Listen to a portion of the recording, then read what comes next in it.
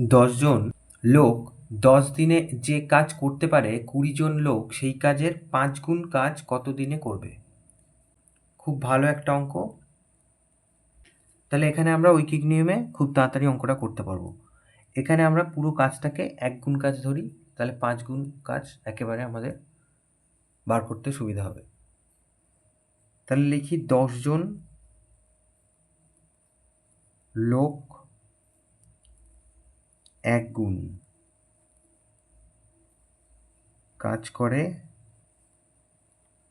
10 দিনে।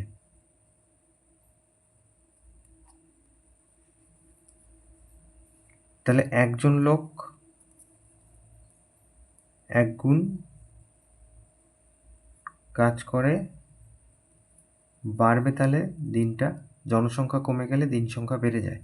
তো জনসংখ্যা আর দিন সংখ্যার সাথে ব্যস্তানুপাতিক সম্পর্ক হয়, একটা কমে গেলে একটা বেড়ে যায়, আর একটা বেড়ে গেলে একটা কমে যায়। তো অতএব এখানে কমে গেছে, তাহলে এখানে গুণ হলো।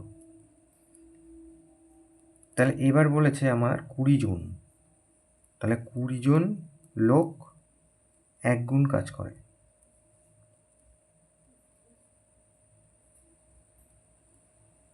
কাজ করে এই যে 10 গুণ 10, তাহলে এক্ষেত্রে ভাগ হবে।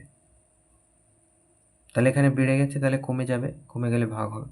তাহলে এটা কেটে দিলাম, আর 2 দিয়ে এটা কেটে দিলে 5 হলো। তাহলে উত্তর হলো 5 দিন।